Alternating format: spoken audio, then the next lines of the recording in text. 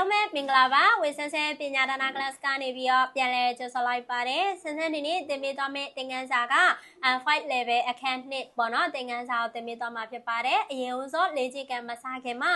သူရဲ့ပေါ့နော်ဒီဝေါ်ဟာရနဲ့ grammar တွေကိုအရင်ဦးဆုံးရှင်းပြပေးသွားပါမယ်အဲ့ဒါဆိုရင်အရင်ဦးဆုံးပထမဆုံးဝေါ်ဟာရကိုကြည့်ပေးပါအောင်အဲ့တော့ဒီမှာဆိုရင်ဝေါ်ဟာရပထမဆုံးစလုံးမှာဆိုရင်ခိုး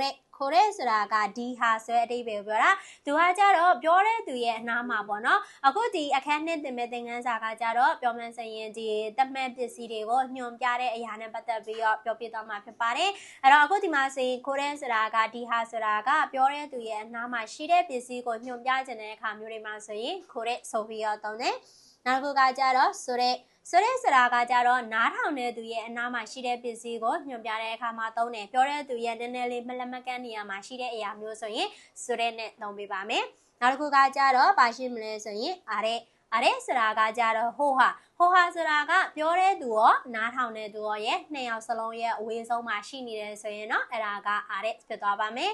ဆိုရင်ပြန်ပြောပေးပါမယ်ခိုးတဲ့ဒီဟာပြောတဲ့သူရဲ့အနားမှာရှိရင်ခိုးတဲ့ဆိုတဲ့စရာကနားထောင်တဲ့သူရဲ့အနားမှာရှိရင်ဆိုတဲ့အားတဲ့စရာကပြောတဲ့သူရဲ့ဝယ်နားထောင်တဲ့သူကနှစ်ယောက်စလုံးရဲ့အဝေးဆုံးမှာရှိတယ်ဆိုရင်တော့အဲ့ဒါကအားတဲ့ဖြစ်သွားပါမယ်အဲ့တော့မှတ်ထားပေးရမှာကခိုးတဲ့ဆိုတဲ့အားတဲ့နောက်မှာဆိုရင်ဘာလိုက်ပေးမလဲဆိုရင် we back လိုက်ပေးပါမယ်နော်ခိုးတဲ့ဆိုတဲ့အားတဲ့နောက်မှာ we back သုံးပေးပါမယ် we back ဆိုတာကဘယ်လိုမျိုးစလုံးတွေကိုပြောထားလဲဆိုရင်ဒီအခန်း1သင်ခန်းစာမှာပေါ့နော်သင်ခဲ့တဲ့ဝဒီနဲ့ကရှိမယ်ပြီးနော်ဆိုတဲ့ရဲနဲ့အီနဲ့ရှိမယ်နောက်တစ်ခုကကြတော့မိုဆိုတဲ့ level ပေါ့နော်အဲ့လိုမျိုးစလုံးလေးတွေကိုဒါကကြတော့ weback လို့ခေါ်ပါတယ်အဲ့ဒီ weback စကားလုံးလေးတွေသုံးပေးပါမယ်နောက်တစ်ခုကကြတော့ဘာရှိမလဲဆိုရင်ခိုနိုဆိုတာကဒီအဲ့တော့သူလည်းအဲ့ဒီတိုင်းပဲပေါ့နော်ဒီပစ္စည်းတွေညွှန်ပြတဲ့အခါမှာသုံးတယ်ခိုနာမှာရှိတဲ့ပစ္စည်းကိုညွှန်ပြခြင်းနဲ့ဆိုရင်ခိုနိုနောက်တစ်ခုကကြတော့ဆိုနိုဆိုတာကလည်းအဲ့ဒီဆိုတဲ့အဓိပ္ပာယ်နော်နောက်တစ်ခုကကြတော့အာနိုဆိုတာကကြတော့ဟိုးဆိုတဲ့အဓိပ္ပာယ်ပါအဲ့တော့သူကကြတော့ဒီခိုနိုဆိုနိုအာနိုရဲ့နောက်မှာဘာလိုက်ပေးမလဲဆိုရင်0 noun စကားလုံးလေးလိုက်ပေးပါမယ်အဲ့တော့မှတ်ထားပေးရမှာကခိုရဲဆိုတဲ့အာရဲနောက်မှာ we back လိုက်ပြီးတော့ခိုနိုဆိုနိုအာနိုရဲ့နောက်မှာဆိုရင်တော့ noun စကားလုံးလိုက်ပေးပါမယ် noun ဆိုတာကလွယ်အိတ်လို့ TV တို့เนาะဒီ camera တို့အိမ်တို့ပေါ့နော်အဲ့လိုမျိုးသူရဲ့နောက်မှာ noun စကားလုံးလေးတွေသုံးမယ်ဆိုရင်တော့ခိုနိုဆိုနိုအာနိုဆိုတဲ့စကားလုံးနဲ့သုံးပေးမယ်ဆိုရင်နောက်တစ်ခုဆက်ပြီးတော့သွားမယ်ဆိုရင်စာအုပ်ကိုဂျပန်လိုဟွန်းဆိုပြီးတော့ခေါ်ပါတယ်ဟွန်းနောက်တစ်ခုကကြတော့ G-shot ဆိုတာကအဘိဓမ္မာဇက်ရှိ magazine ရှင်ပွန်သတင်းစာနိုးတိုမှတ်စုစာအုပ်ဗလာစာအုပ်တက်ချောအိဆောင်မှတ်စုစာအုပ်မဲရှိလိပ်စာကပ်ခါဒိုကပ်အမ်ပီစုခဲဒံဘိုးရူပန်ဘောပင်ရှာပူပန်ရှိရုခဲဆန်ဘောပင်နောက်တစ်မျက်နှာဆက်ပြီးတော့သွားမယ်နောက်တစ်မျက်နှာကခါဂီအဲ့တော့သူ့ကိုဖတ်တဲ့အခါမှာတော်မဆိုရင်ဂိလို့လည်းဖတ်တယ်လို့နောက်တစ်ခုကငိဆိုပြီးတော့လည်းဖတ်ပါတယ်ပြောမှဆိုရင်တော့ဂငယ်အတန်နဲ့ငါအတန်နဲ့နှစ်ခုပေါ့နော်အဲ့တော့ဒီမှာဆိုရင်ခါဂိဒါမှမဟုတ်ရင်ခါငိဆိုတာကတော့နောက်တစ်လုံးကတိုခဲနိုင်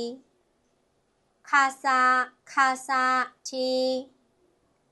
ခဘန်အိတ်လွယ်အိတ်ရှိဒီဂျပန်စာမှာ si ဆိုတဲ့ si ဆိုတဲ့စာလုံးမရှိတဲ့အတွက်သူ့ကို si ကိုတွေ့ပြီဆိုတာနဲ့ shi ဆိုပြီးတော့ပဲဖတ်ပေးမယ်အဲ့တော့ဖတ်တဲ့အခါမှာ shi ဆိုပြီးတော့ဖတ်သွားမယ်နောက်တစ်လုံးကခတာခဏနဲ့ရေးထားတဲ့စကားလုံးလေးပါတဲရဲဘီရုပ်မြင်သံကြား TV ရာဂျီအိုရေဒီယိုကင်မရာကွန်ပျူတာခရမကာစကူအေစာကြီးကုံစာရေးစပွဲကုံ is ထိုင်းကို chocolate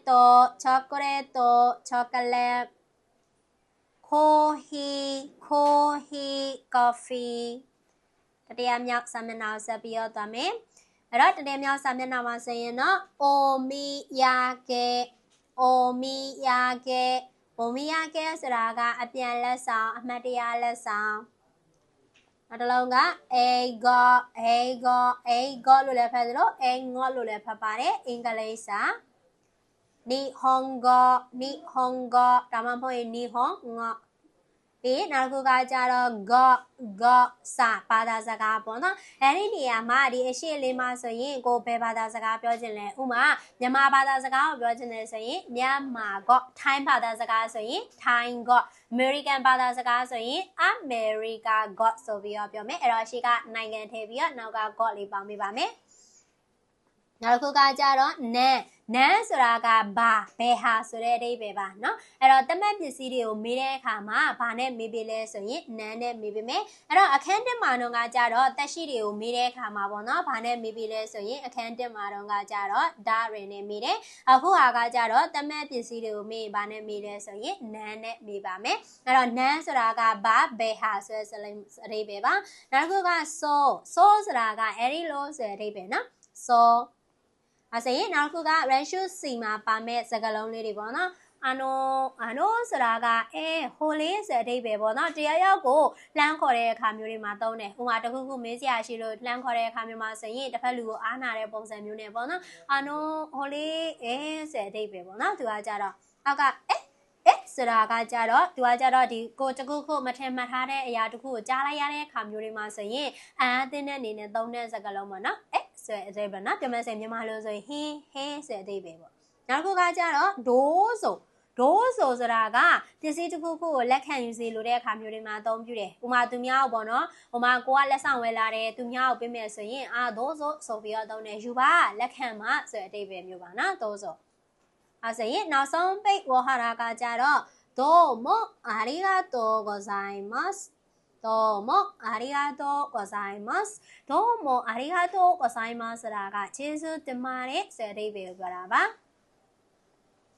နောက်တစ်ခုကそうですかဟုတ်လားそうですかဟုတ်လား違いますဆိုတာကမဟုတ်ပါဘူးအောက်ကပေါ့နော်တစ်ခုခုပေါ့နော်ဒီရုပ်တရက်သတိပြုမိသွားတဲ့အခါမျိုးတွေမှာသုံးပါတယ်နောက်တစ်လုံးကကြတော့これからお世話になりますこれからお世話になりますအခုစားပြီးတော့အခုညီရယူပြစေဆိုပြီးတော့ပြောတယ်ပေါ့နော်အဲ့တော့တယောက်နဲ့တယောက်ပထမဆုံးစတွေ့တဲ့အခါမျိုးတွေမှာဆိုရင်ဒီကိုယ့်ရဲ့လုပ်ငန်းခွင်မှာဖြစ်ဖြစ်အပြင်မှာပဲဖြစ်ဖြစ်ပြောပါတယ်これからお世話になりますအခုချိန်ကစားပြီးတော့အခုညီရယူပြစေနောက်ဆုံးမယ့်စကားလုံးကကြတော့こちらこそどうぞよろしくお願いしますこちらこそどうぞよろしくお願いしますဆိုတာကကျွန်တော်ကျမဘက်ကလည်းပဲရင်းနှီးရှိစေချင်ပါတယ်ဆိုတဲ့အဓိပ္ပာယ်မျိုးပြောတာပါအဲ့တော့တစ်ဖက်ကကိုကိုခွဲကရာဆယ်ဝါနီနာရီမတ်လို့သူပြောလာပြီဆိုရင်ကိုဘက်ကလည်းပဲこちらこそどうぞよろしくお願いしますဆိုပြီးတော့ပြောပြပါမယ်ရပါမယ်နော်โอเคပါအဲ့ဒါဆိုရင်တော့ဒါကအခုဒီအခန်း1သင်ခန်းစီမစံအခန်း2ရဲ့ပေါ့နော်ဝေါဟာရပေါ့နော်ဝေါဟာရလေးတွေကိုရှင်းပြပေးသွားတာဖြစ်ပါတယ်အဲ့ဒါဆိုရင်နောက်တစ်ခုအနေနဲ့ဒီအခန်း2 grammar နဲ့ပတ်သက်ပြီးတော့ဆက်ပြီးတော့ရှင်းပြပေးသွားပါမယ်အဲ့တော့ဒီမှာဆိုရင်အခန်း2 grammar မှာဆိုရင်ခုနကဝေါဟာရမှာသင်ခဲ့တဲ့စကားလုံးတွေဖြစ်တဲ့ခိုရဲဆိုရဲအားရဲဆိုပြီးတော့သုံးခုရှိမယ်ပေါ့နော်ခိုရဲဆိုရဲအားတဲ့သုံးလုံးရှိပါမယ်အဲ့ဒီခိုရဲဆိုရဲအားတဲ့နောက်မှာဆိုရင်ဘာလိုက်ပေးမလဲဆိုရင်စင်စဲတို့ဝဆိုတဲ့စကားလုံးဝိဘတ်လေးလိုက်ပေးမယ်ပေါ့နော်အဲ့ဒီနောက်မှာဝဆိုတဲ့စကားလုံးမှမဟုတ်ဘဲနဲ့ခုနကရေးပြခဲ့သလိုမျိုးပဲနော်တို့မိုတို့အိုတို့ပေါ့နော်အဲ့ဒီစကားလုံးလေးတွေလည်းသုံးလို့ရပါတယ်ဒါပေမဲ့အခန်း2မှာကကြတော့သုံးပေးထားတာကများသောအားဖြင့်ခိုရဲဆိုရဲအားတဲ့နောက်မှာဆိုရင်ဝကိုပဲအဓိကထားပြီးတော့အခန်း2မှာသုံးပေးထားပါတယ်အဲ့တော့ခိုရဲဝရဲ့အဓိပ္ပာယ်ကကြတော့ဒီဆိုတဲ့အဓိပ္ပာယ်ပါအဲ့တော့ခိုရဲဝဆိုတော့ဒီဟာဒီဆိုရဲဝအဲ့ဒီဟာဒီအားရဲဝဟိုကဟာဒီဆိုပြီးတော့ဖြစ်သွားမယ်ဓာတ်ဆိုတာကကြတော့ပြောမယ်ဆိုရင်အခန်း1မှာလည်းပါပြီးသားဆိုတော့ဒီမှာပါဖြစ်ပါသည်ဆိုတဲ့အဓိပ္ပာယ်ကိုပြောတာပါဓာတ်ကအဲ့တော့ဒီမှာဆိုရင်အစာသွင်းပြီးတော့ပြောကြည့်ကြရအောင်ပေါ့နော်ဒီနေရာလေးမှာဆိုရင်နာနီဒီအတွတ်လေးနေရာမှာဗာလေးထည့်ပေးမလဲဆိုတော့နောင်စကလုံးလေးထည့်ပေးပါမယ်အဲ့ အဲ့တော့ခိုရဲဝဒါက Hondas Hon ဆိုတာကစာအုပ်ကိုပြောတာအဲ့တော့ခိုရဲဝ Hondas ဆိုတော့ဒီဟာကစာအုပ်ဖြစ်ပါတယ်เนาะအဲ့တော့စာအုပ်ကကိုယ့်ရဲ့အနားမှာရှိနေတာဖြစ်တဲ့အတွက်ခိုရဲဝ Hondas ဆိုပြီးတော့ပြောလိုက်တာဒါကစာအုပ်ပါဆိုပြီးတော့နောက်ကိုဆိုရဲဝ Hondas ဆိုတာကအဲ့ဒီဟာကစာအုပ်ဖြစ်ပါတယ်ဆိုတော့နားထောင်တဲ့သူရဲ့ပေါ့နော်ဒီပြောတဲ့သူရဲ့မှတ်လက်မကန်းနေရာလေးမှာရှိနေရဆိုရင်ဆိုရဲဝ Hondas အဲ့ဒါကစာအုပ်ပါဆိုပြီးတော့ပြောလိုက်တာနောက်တစ်ခုကကြတော့အာရဲဝ Hondas ဆိုရင်ဟိုးကဟာကစာအုပ်ဖြစ်ပါတယ်အဲ့ဒါဆိုရင်ပြောတဲ့သူရောတစ်ဖက်မှာနားထောင်တဲ့သူရောနှစ်ယောက်စလုံးရဲ့ဟိုးအဝေးဆုံးမှာရှိနေတဲ့ဟာဖြစ်တဲ့အတွက်အာရဲဝ Hondas ဆိုပြီးတော့ပြောလိုက်တာဟိုးကဟာကတော့စာအုပ်ဖြစ်ပါတယ်ဆိုပြီးတော့နောက်တစ်ခုနံပါတ်2ကိုဆက်ပြီးတော့သွားမယ်ဆိုရင်ဆိုရဲဝနာနီနာနီဒက်စကာဆိုပြီးတော့မေးလိုက်တဲ့စကားလုံးပေါ့နော်သူကကျတော့မေးခွန်းစာကြောင်းဆိုရဲဝအဲ့ဒါကဒက်စကာဖြစ်ပါသလားတခုခုပေါ့နော်တိတိကျကျမသိတဲ့အခါမျိုးတွေမှာဆိုရင်မေးခွန်းနှစ်ခါစစ်ပြီးတော့မေးတဲ့ပုံစံပေါ့ဥမာကိုကစာအုပ်တစ်ခုကိုတွေ့တယ်ပေါ့နော်အဲ့ဒီဟာကဘာမှမသိဘူးဇဝေဇဝါဖြစ်နေပြောမယ်ဆိုရင်ပေါ့နော်စာအုပ်လိုမှတ်စုစာအုပ်လိုအိတ်ဆောင်မှတ်စုစာအုပ်လိုအဲ့လိုမျိုးပစ္စည်းတစ်ခုခုကိုမတဲမကွဲမရေမရာဖြစ်နေတဲ့အခါမျိုးမှာဆိုရင်ဘာလို့သုံးမိလဲဆိုတော့မေခွန်းနှစ်ခါမေးတဲ့ပုံစံမျိုးနဲ့သုံးမိမယ် desk ဖြစ်ပါသလားအဲ့တော့အောက်က rate เนาะနမူနာအနေနဲ့မှာဆိုရင်ဆိုရဲဝ hon desk ဇက်ရှိ desk ဆိုရဲဝအဲ့ဒါက hon desk စာအုပ်ဖြစ်ပါသလားဇက်ရှိ desk မဂ္ဂဇင်းဖြစ်ပါသလားဆိုပြီးတော့မေးလိုက်တဲ့စာကြောင်းလေးပါဆိုရင်နံပါတ်3ဆက်သွားပါမယ်နံပါတ်3မှာဆိုရင်တော့ခိုရဲဝ